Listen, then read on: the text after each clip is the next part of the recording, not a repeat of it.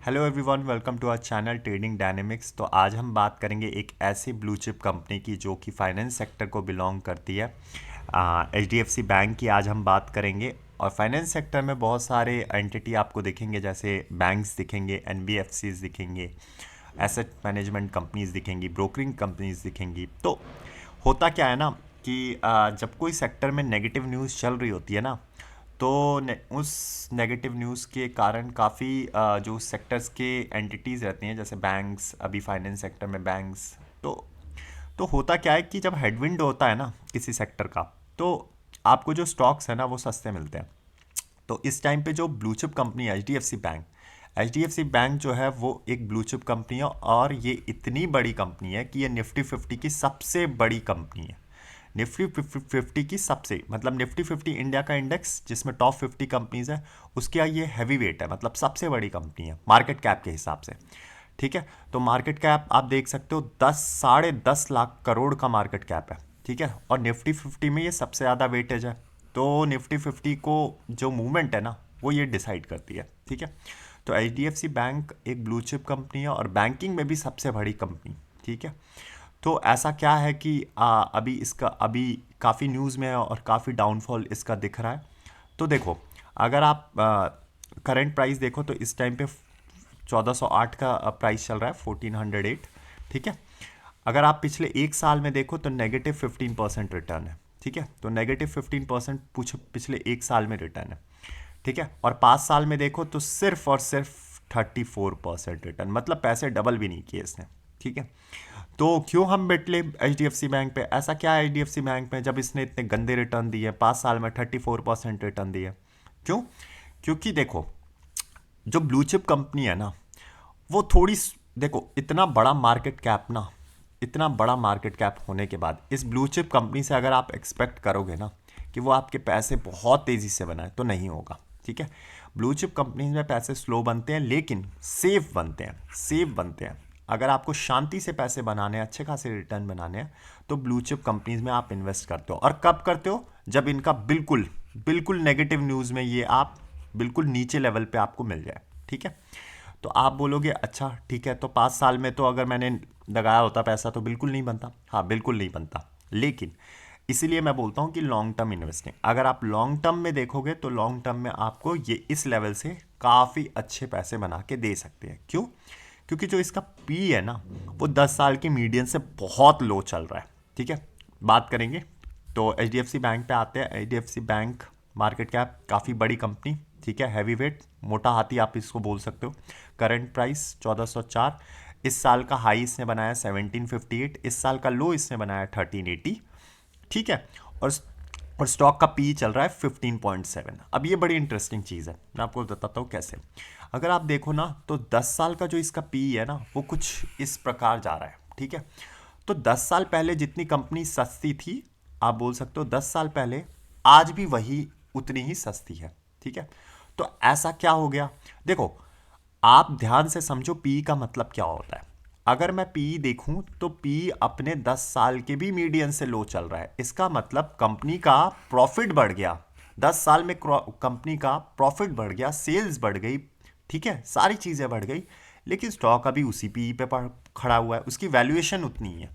तो ऑब्वियस ही बात है, कंपनी सस्ती है, कंपनी 10 साल के कंपैरिजन में सस्ती है। तो यहाँ से इसका अपसाइड के बहुत चांसेस है।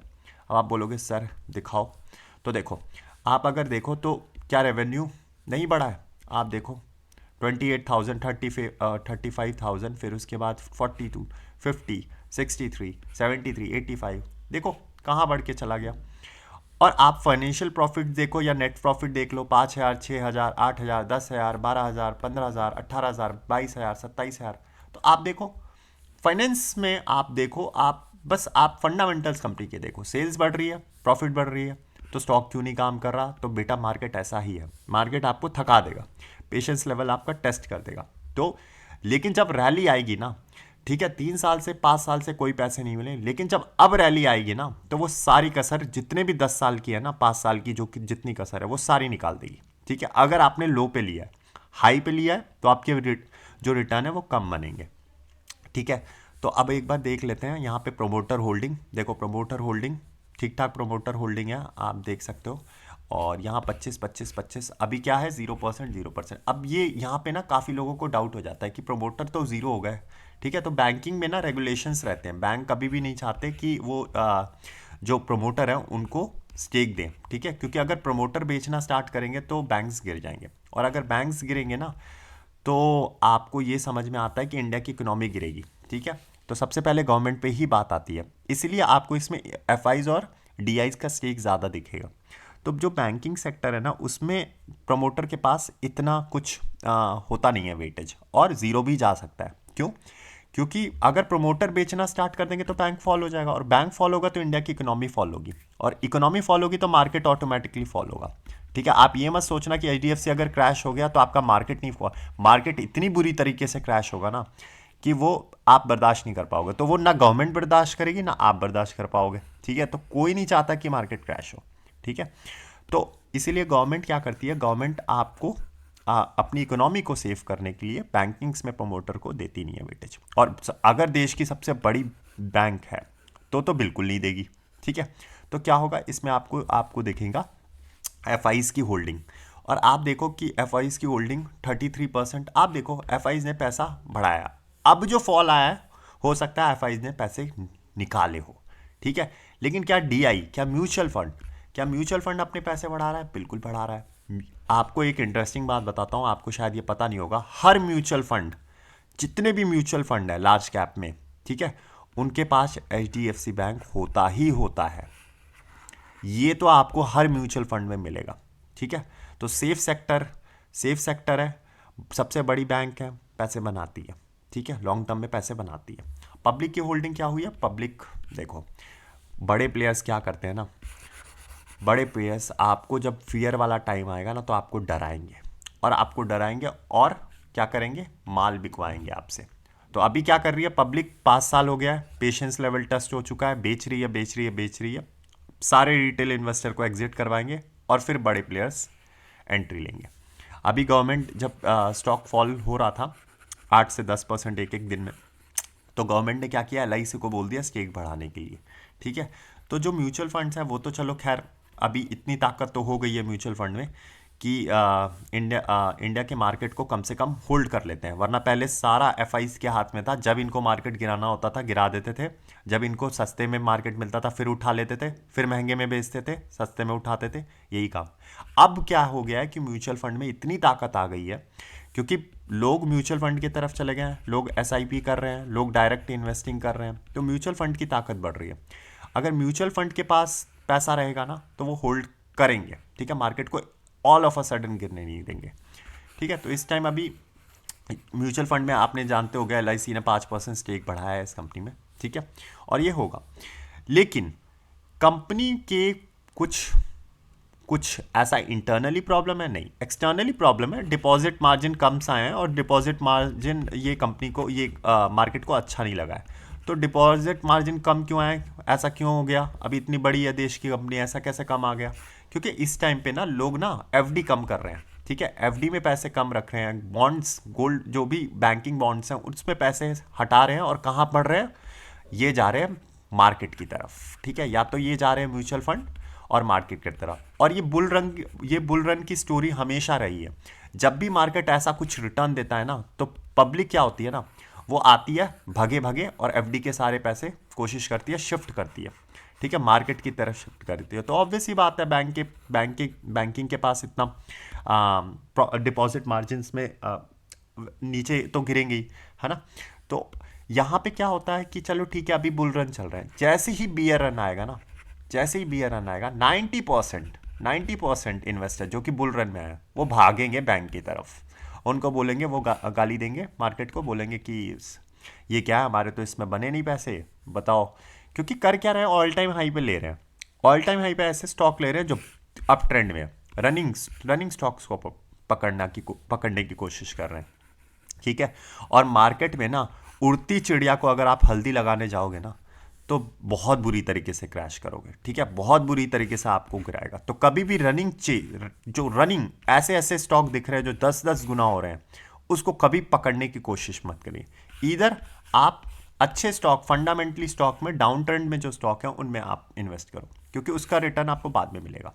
ठीक है, तो ये मार्केट की कुछ गलतियां हैं, बात करेंगे इस पे, अभी तो नहीं बात कर सकते क्योंकि HDFC, लेकिन बहुत लोग मिस्टेक करते हैं, वो अभी समझ नहीं पाएंगे, बाद में उनको रियलाइज़ होगा 2 साल 3 साल बाद। या तो वो एग्जिट करेंगे मार्केट से, बोलेंगे कि भाई मार्केट तो बहुत बेकार है, या वो मार्केट में अफसोस करेंगे और टिकेंगे। ठीक है, 90% एग्जिट करेंगे, 10% टिकेंगे, और जो टिक गया मार्केट में वो पैसे बना गया। चलो अब बात करते हैं टेक्निकल्स की। फंडामेंटल्स देख लिया, टेक्निकल्स की बात करते हैं। टेक्निकल्स बहुत इंपॉर्टेंट है, किसी भी कंपनी के टेक्निकल्स बहुत इंपॉर्टेंट है। तो टेक्निकल में आप देखोगे तो टेक्निकल में क्या दिख रहा है, टेक्निकल में आपको ये दिख रहा है कि स्टॉक एक रेंज बाउंड हो रखा है। ठीक है, तो रेंज बाउंड हो रखा है, यहाँ से मूव करता है, यहाँ जाता है, फिर यहाँ से मूव करता है, फिर यहाँ जाता है, फिर यहाँ जाता है, फिर यहाँ जाता है, अब फिर से स्टॉक नीचे की तरफ जा रहा है, और क्या पता आपको यहाँ पे टच करके फिर ऊपर हो। तो जो स्टॉक है ना वो इस टाइम 1400 के प्राइस में। अगर मैं आपको इसका सपोर्ट दिखाऊं, सपोर्ट और रेजिस्टेंस, तो क्या बनेगा सपोर्ट और रेजिस्टेंस? मैंने लास्ट क्लास में बताया था हाई बनते हैं रेजिस्टेंस, तो रेजिस्टेंस आपको दिख रहे होंगे 1750। ठीक है, ये इसका हाई है, अभी आपने देखा भी था। और अगर लो पे देखा जाए तो लो अगर आप देखा जाए तो वैसे तो अगर आप देखो तो 1400 के करीब बिल्कुल सही अपना लो पे बैठा हुआ है, या 1450 आप बोल सकते हो। ठीक है, तो ये इसके कुछ सपोर्ट है। लेकिन अगर मेजर सपोर्ट देखूं ना, अगर मैं मेजर सपोर्ट देखूं तो मेजर सपोर्ट आपको 1250 या 1300 के करीब दिख रहा है। ठीक है, अब इस लेवल पे आएगा नहीं आएगा ये मुझे नहीं पता, मेरे को जितना लगता है ये मैक्सिमम टू मैक्सिमम 1350 गिरेगा, उसके बाद इसमें आएगी रिवर्सल। क्यों? क्योंकि बहुत बड़े प्लेयर्स वेट करते हैं बल्क बाइंग का, यहाँ पे म्यूचुअल फंड के ऑर्डर्स लगे रहते हैं, जैसे ही इस प्राइस को हिट करेगा सीधा म्यूचुअल फंड के ऑर्डर लगेंगे और इस स्टॉक एकदम ऊपर की तरफ शिफ्ट होगा। ठीक है, तो ये है इसके कुछ सपोर्ट और रेजिस्टेंस। और मार्केट देखो कितनी प्यारी कंपनी है, हमेशा स्टॉक को देखना है आपको लॉन्ग टर्म में, स्टॉक हमेशा ऊपर की तरफ जाना चाहिए। ठीक है, तो इसका अप ट्रेंड ऊपर की तरफ है, बिल्कुल सही है, स्टॉक इतने प्यारा फिगर बना रहे हैं, ये फिगर आपको देखना है। ठीक है, अच्छा अब स्टॉक की कुछ बात करते हैं, बहुत इंपॉर्टेंट है ये, स्टॉक में ना समझना बहुत ज़रूरी है। देखो, पोजिशनल ट्रेडर और स्विंग ट्रेडर और लॉन्ग टर्म इन्वेस्टर कहाँ देख रहे हैं, वो ये देख रहे हैं, वो लेवल्स देखेंगे। ठीक है, तो पोजिशनल ट्रेडर क्या करेगा, यहाँ से अगर आप देखो यहाँ से लेके यहाँ तक में वो देखेगा, बल्क बाइंग करेगा, और यहाँ से यहाँ तक के देखेगा, तो यहाँ से यहाँ तक में कितने रिटर्न बन रहे हैं, 21%। ठीक है, तो वो 21% के रिटर्न बनाने की कोशिश करेगा। ठीक है, तो शॉर्ट टर्म में पोजिशनल ट्रेडर क्या करते हैं, पोजिशंस लेते हैं। ठीक है, ग्राफ को सपोर्ट और रेजिस्टेंस देख के, और अगर आप देखोगे तो ये जो यहाँ से 1400 से 1750 जाने तक में कितने रिटर्न बन रहे हैं, सीधा सीधा 21%। ये देखो 21%, फिर 22%, फिर 22%, 20%, तो मोटा मोटा 20% को वो चेस करेंगे। अच्छा आप बोलोगे सर 20% कितने टाइम में, तो यहाँ से देखो ये जुलाई, और यहाँ से लेके फिर ये अक्टूबर, या आप ये बोल सकते हो नवंबर। ठीक है, तो अगर मैं जुलाई के मिड, या आप देखो जुलाई के भी बीच में अगस्त सितंबर, तो यहाँ मान लो अगस्त होगा, तो यहाँ से आप देखो अगस्त से लेके सीधा नवंबर, तो आप देखो कि 3 महीने में 20% को चेस करते हैं कौन, पोजिशनल ट्रेडर, बल्क बाइंग करेंगे और अच्छा खासा यहाँ से रिटर्न बनाएंगे। सिमिलरली यहाँ से बल्क बाइंग रिटर्न, ये तो और जल्दी बना है। फिर यहाँ से 3 महीने में, 2 से 3 महीने में अगर आप 20% कैच कर लेते हो बल्क बाइंग में, तो that's a very good price. ठीक है, दैट्स अ वेरी गुड, आप बोल सकते हो आपका प्रॉफिट है, that's a very good profit. ठीक है, क्योंकि पूरे साल में बैंक देता है आपको 7.5%। तो पोजिशनल ट्रेडर क्या करता है, पोजिशनल ट्रेडर लेगा 1400 पे और 1750 पे निकालेगा। ठीक है, उसको फ़र्क नहीं पड़ता कि वहाँ से 1750 से ब्रेक कर जाए, उसको कोई फ़र्क नहीं पड़ता, वो नहीं देखेगा कि 1750 से स्टॉक ऊपर मूव कर जाए, वो अपने 20% को टारगेट करेगा। ठीक है, अच्छा लॉन्ग टर्म वाले क्या करते हैं, लॉन्ग टर्म वाले चुपचाप शांति से, लॉन्ग टर्म वाले सबसे स्मार्ट होते हैं, शांति से बैठेंगे, जब जब यहाँ पे मिलेगा वो एक्यूमुलेट कर रहे होंगे धीरे धीरे, ऐसा नहीं है कि बल्क में, धीरे धीरे एक्यूमुलेट कर रहे हैं, जितना नीचे मिल जाएगा वो एक्यूमुलेट करेंगे। जैसे ही ये 1750 पे आएगा, और अगर मान लो इस चैनल को ब्रेक किया, तो इतनी बड़ी तेज़ी आएगी कि उनके रिटर्न्स आप अच्छा खासा बनेंगे। ठीक है, तो अगर वो नीचे के लेवल पे बाय कर रहे हैं तो बहुत अच्छी बात है।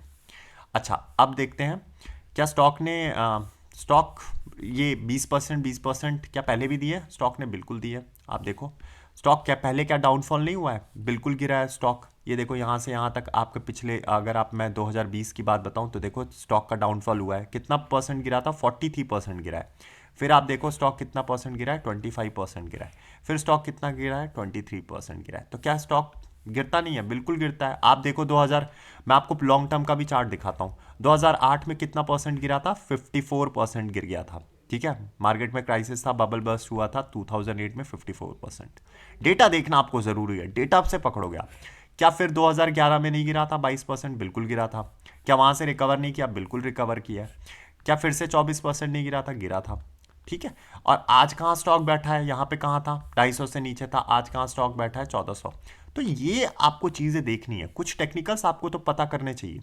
ठीक है, डेटा जितना रीड करोगे उतना आपका कन्विक्शन बिल्ड होगा। तो स्टॉक ने पहले भी नेगेटिव रिटर्न आपको बना के दिए हैं, ये देखो यहाँ इतने, यहाँ तक स्टॉक गिरा है, स्टॉक गिरेगा। ठीक है, 2008 की कहानी है, 2011 की कहानी है, 2014 की कहानी है। तो डाउन ट्रेंड में आपको स्टॉक को कैच करना है। अच्छा, तो यहाँ से अब अपसाइड कितना है, क्या चांसेस है? तो देखो ये तो इस चैनल पे अभी कर रहा है। अब हो सकता है जितना मुझे लगता है कि 1400 से आपको ये इस लेवल से नीचे नहीं जाएगा। अगर जाएगा तो 1250 लास्ट लेवल है, यहाँ आपकी बल्क बाइंग होनी चाहिए। कोई कॉल या रिकमेंडेड नहीं, कोई कॉल या रिकमेंडेशन नहीं है कि आप भैया स्टॉक को बाई करो। It's just a knowledge purpose के लिए कि पोजिशनल ट्रेडर क्या करते हैं। ठीक है, तो पोजिशनल ट्रेडर तो देखो 1400 पे लेगा, ठीक है, या 1350 पे लेगा, या 1250 पे लेगा, और वो 1750 पे लगाएगा। आपको क्या करना है, आपको यहाँ पे एक्यूमुलेशन करना है। अगर आप लॉन्ग टर्म इन्वेस्टिंग हमेशा आपको ज़्यादा बेनिफिट देगी। स्विंग ट्रेडर क्या करेगा, स्विंग ट्रेडर 1750 का वेट करेगा, यहाँ से जैसे ही ब्रेक होगा वो एंट्री लेगा, और फिर उसके बाद जो रैली आएगी, अच्छी खासी रैली आती है, बहुत बड़ी रैली आएगी, तो उसको कैच करेगा।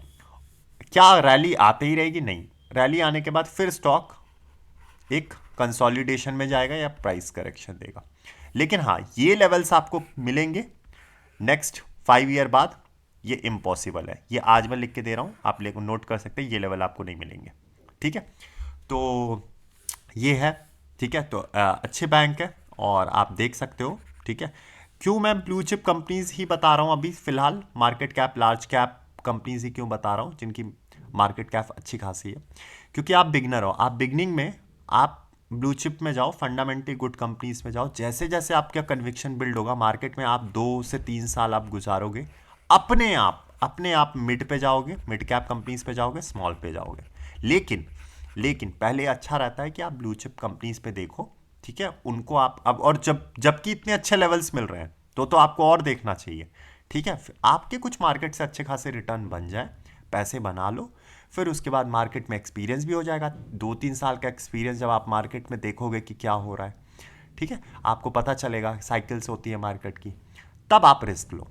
ठीक है, अब यहाँ पे रिस्क लोगे और नॉलेज बढ़ाओ, तब तक आपको 2-3 साल की टर्म्स कुछ जो होती हैं बैंकिंग्स की, या मान लो जितने भी मार्केट की टर्म्स होती है, फाइनेंशियल टर्म्स होती है, वो समझो। ठीक है, तो फाइनेंस की नॉलेज होनी चाहिए, तो तब आप पैसे बनाओगे। ठीक है, तो धीरे धीरे अभी आप करो, और ब्लू चिप कंपनीज पे ही करो। मैं धीरे धीरे मिड कैप भी कंपनीज लाऊंगा, स्मॉल भी लाऊंगा, लेकिन पहले आप ब्लू चिप कंपनीज पे टारगेट करो, क्योंकि ये बहुत अच्छे लेवल्स हैं। आप सोच भी नहीं पा रहे हो कि ये लेवल्स आपको मिलेंगे नहीं। ये मिल रहे हैं तो बहुत अच्छी बात है। ठीक है, मिलते नहीं है। ठीक है, एशियन पेंट में भी वही चीज़ हो रही है, HDFC बैंक में भी यही हो रही है। ठीक है, तो ये थी वीडियो। ठीक है, देख सकते हो आप, and that was all for the video. Have a great day, do take care of yourself, bye.